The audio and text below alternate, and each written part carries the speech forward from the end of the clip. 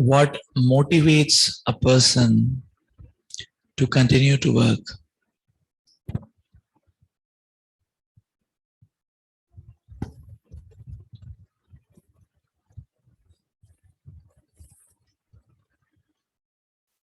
Srila Prabhupada is explaining that every type of engagement, mundane or spiritual, has certain attractive features. If one relates with these attractive features,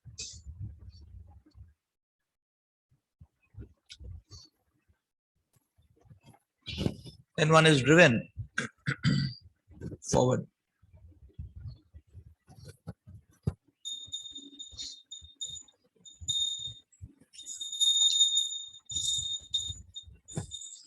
This attractive feature results in some sort of pleasure, and this is what is called as rasa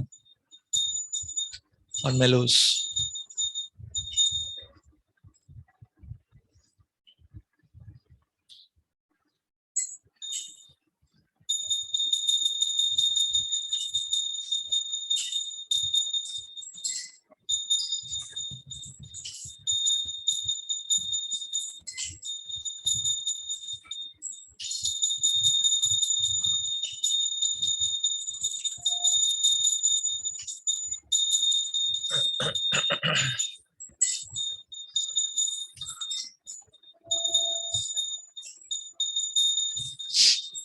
So the first point which becomes clear here is that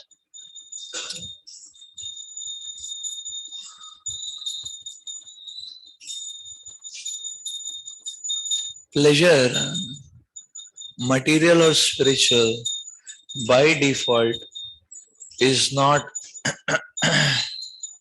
in the default setting, it is not available for the living entity.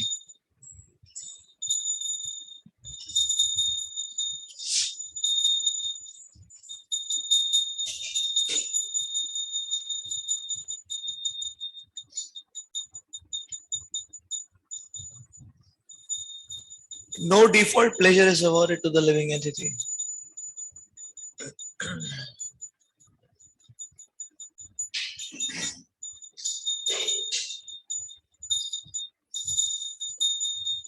For any type of pleasure, whether it is material or spiritual, one has to work hard.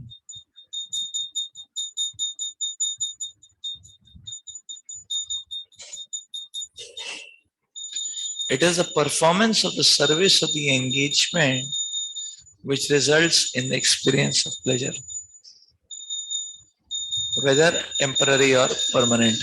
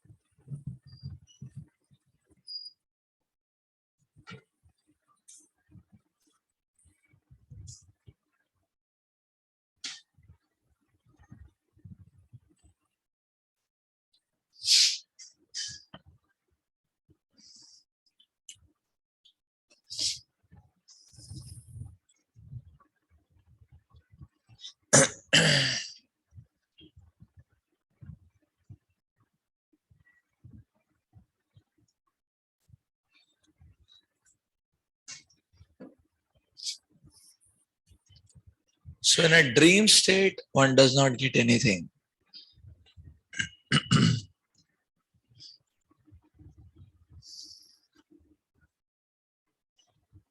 So the pleasure is encoded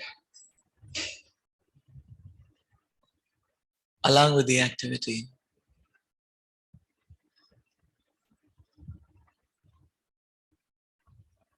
Just like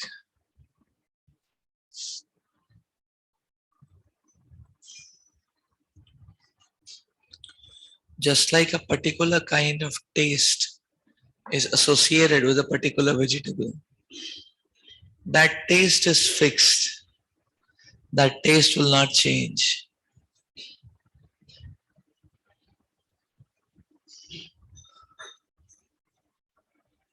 the quantity of that taste is also more or less fixed.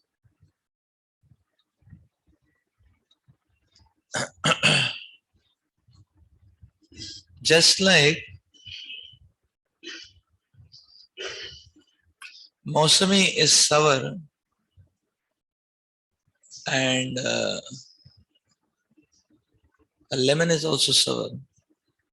But a Mosami is edible. You can directly eat it. Lemon you cannot. It's a little too sour, is it not?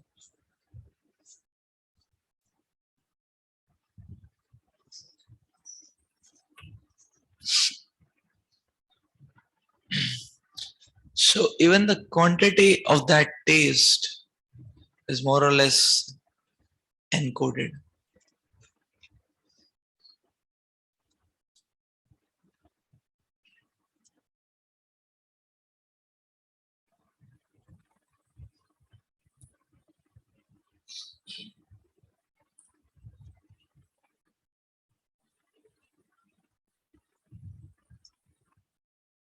In this way, we can understand that every single activity or engagement actually opens up a box, and the pleasure, the corresponding pleasure which is lying within it, comes to us.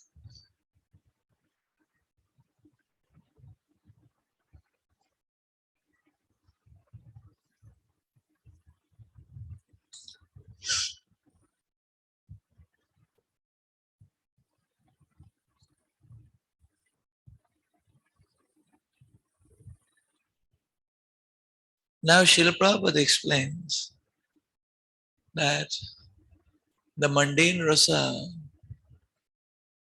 does not last for long, it is flickering.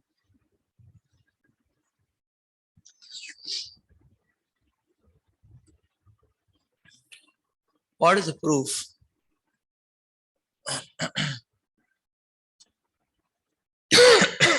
Material infatuation and hankering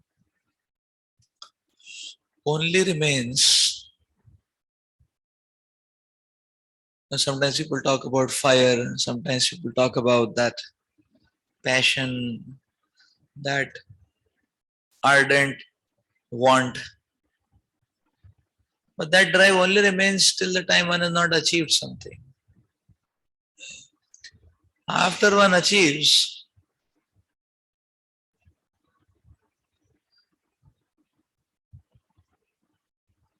the fervor goes down. Why it goes down? Because one experiences that there is not much joy. The amount of tribulations one experiences is much more over and outweighs the amount of joy which one receives.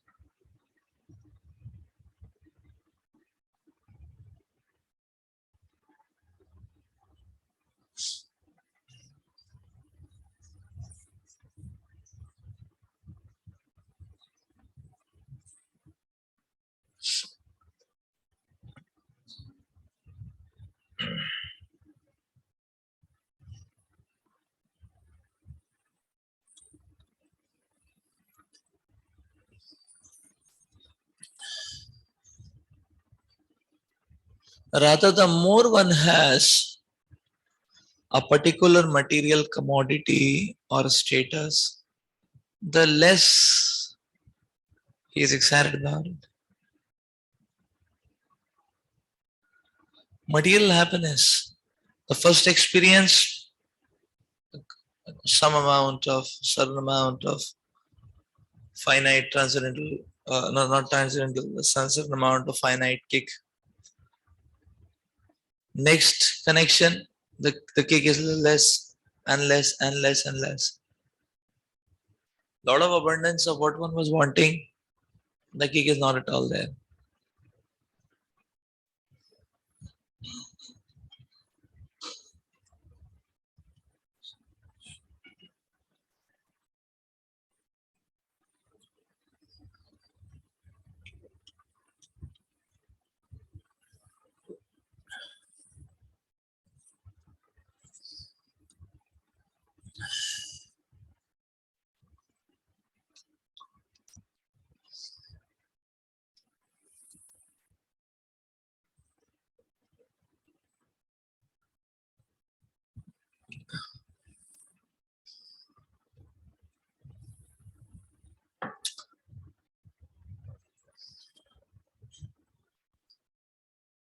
Therefore, it is said that one should not be running after sense gratification because flickering happiness, not worth it. That is the problem, or that is the point.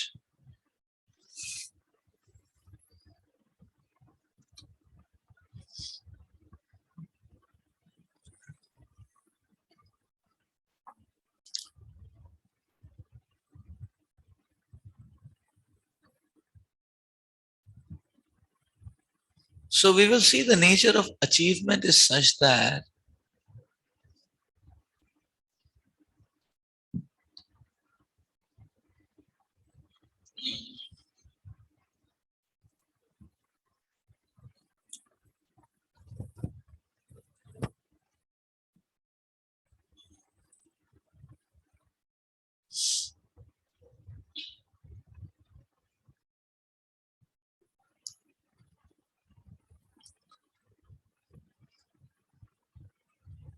there will always be an incompatibility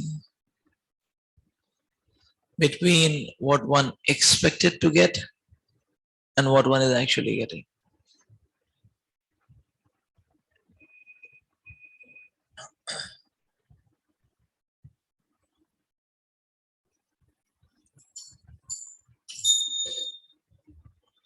And then one has to at best reconcile to the fact that okay, there are many other factors which you are not knowing. The point is we cannot know all the factors always.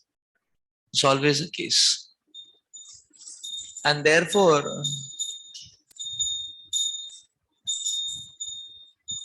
there is not no rosy picture in this world. Something is very drastically missing. So actually, if we try to understand the modus operandi of this material nature, it becomes evident that see what is happening is basically this goes to show that actually the the living entity,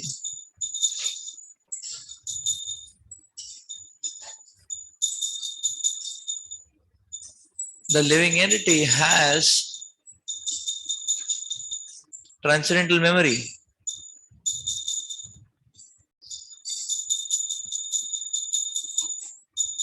It may be so one may not explicitly realize, but this is what is happening. The living entity has that transcendental experience of the spiritual world, of the Sanidhya of the Supreme Lord, and therefore he has that memory. Now, what happens is that this material world is based on the spiritual world. It's perverted, it's a shadow. Which means the objects of this material world correspond to one aspect of the spiritual world in a perverted manner. And therefore, when one sees or interprets the situation of the material world, he gets reminded of a spiritual memory, which is what instigates him to, to act. But then when he actually achieves the material situation, the realization is, oh, this is not what I wanted. I thought it would be something else. I thought life would be much better.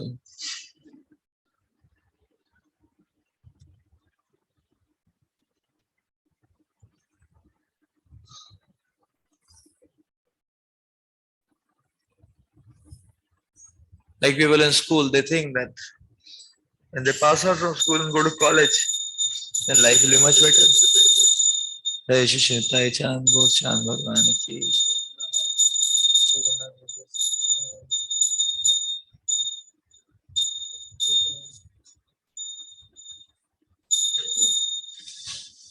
a college going student feels that his life will be much better when he starts working.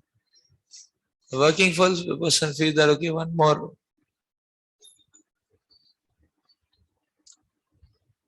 promotion.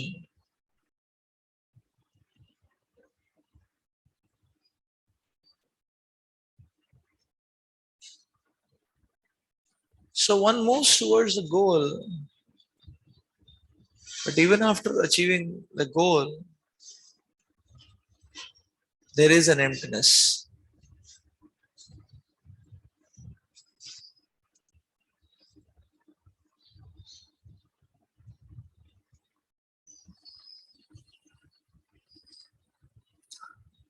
This goes to show that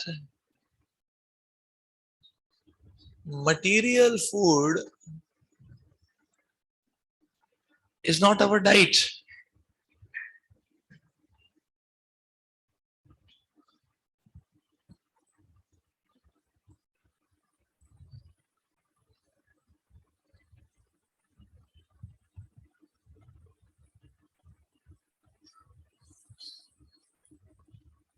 And no matter how much amount we eat, we'll feel empty.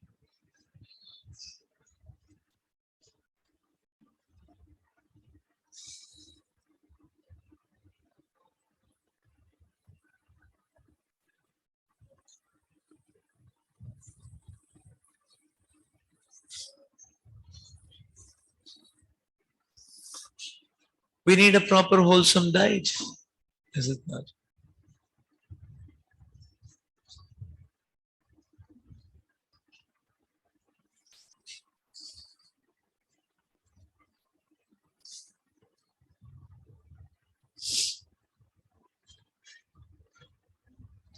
So we need spiritual intake.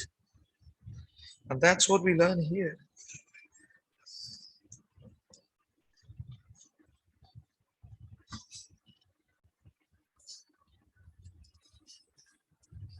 The results of the spiritual intake do not even end with death. So this goes to show that bhakti is the most profitable business for the living entity. Why? Because see, in business we calculate how much you invested and how much return you got. So in bhakti, the investment is temporary. One is investing his time, consciousness, little bit, but that's temporary. One is investing some energy of the body, but that's temporary. Anyways, that's just going to dwindle off. What is the result which one is getting? One is getting eternal result. A result which will last even after this life.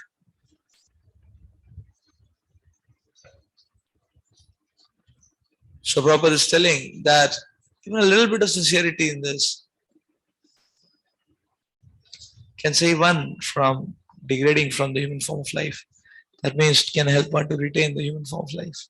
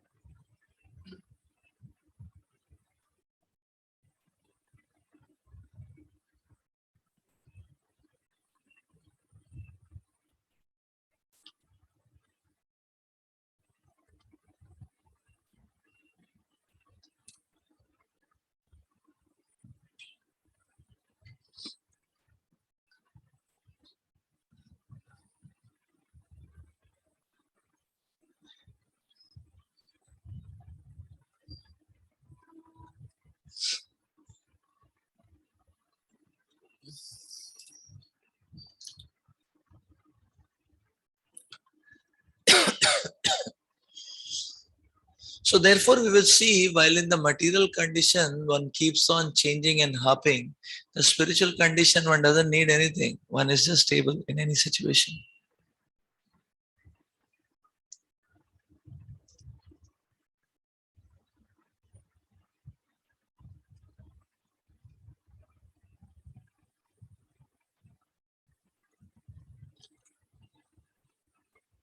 That is why Srila Rupa Goswami Pad is encouraging an engagement which can lead to an eternal goal, which can lead to a lasting goal. That's a meaningful engagement. Engagement for temporary gains.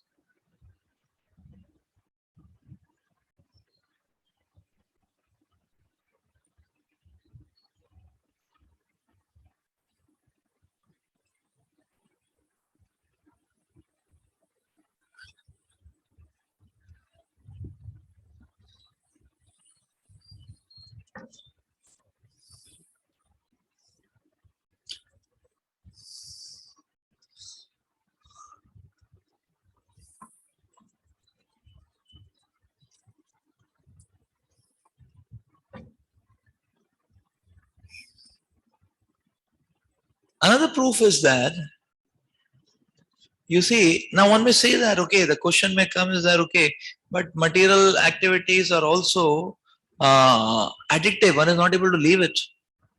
So how do we say spiritual activity is a higher taste? Because uh, even after practicing spirituality, one may get attracted to the mundane rasas.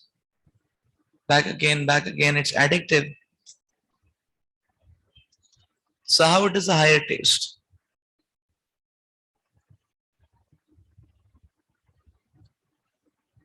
Now the point is this.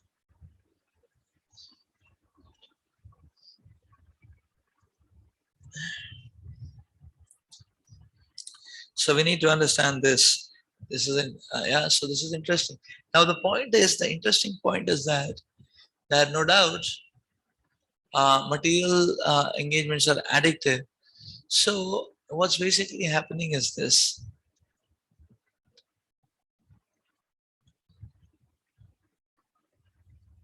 You see a person who is practicing spiritual life, he becomes self-satisfied.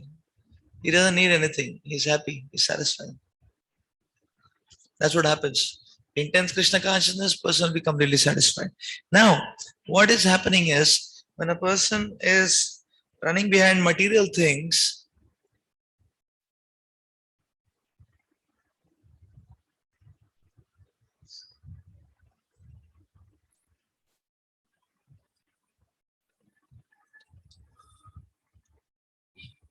then if one has tasted spiritual life, but now is running after material things, time and again one feels emptiness.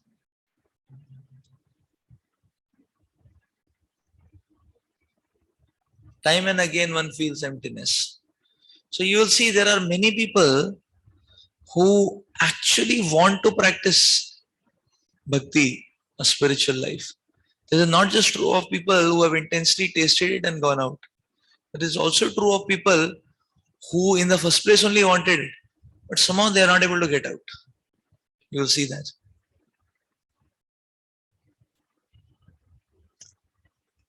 So therefore you will see just moving on the street, you can find many favorable people. Like I remember we had taken a Surti camp management first time. And there used to be a fixed hotel where it used to happen every time. But that year when we called and we went to Puri, that hotel denied. You're not ready. So we thought, okay, we have to search out some new venue. So roaming around the streets in Jagannath Puri, we just happened to bang on one big hotel,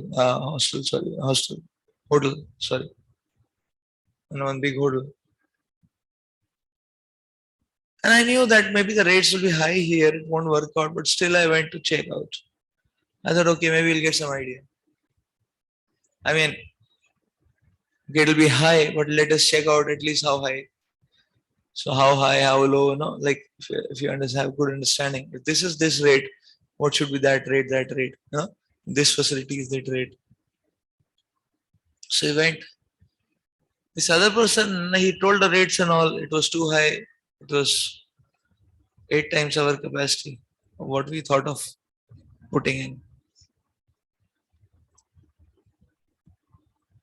Then he told us, can you recommend us some places which will be fitting for us?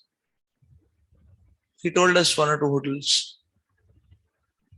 And then we said Hare Krishna to him. Then we went out. So we started going to those hotels. So okay, we'll check it out. In the meantime, as soon as we were out and we were just walking, this person came in a vehicle, and behind us, he stopped where we were, and he took us in and he drove us. So practically, he drove us to various places, hotels, and he was bargaining on our behalf, and he fixed it to, Khatia Baba where we started, like that. The same Khatia Baba where we went. Khatia, Khatia Baba. So, so he only fixed it. Rates also he only fixed it.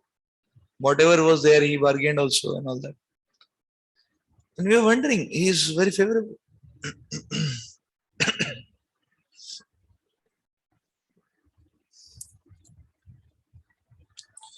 So, so we had some prasad. We gave him prasad. We thanked him and all that. When we had a camp, we had called him. We had, given him special gift and all that. So before we left, he was just narrating. He was saying, actually, when I looked at both of you, I saw myself in you. He said, in my youth, I also got acquainted with Hare Krishna. I actually wanted to join. You know, he told me like that. He had told me like that. He said, I actually wanted to join, and be fully available, that only everything.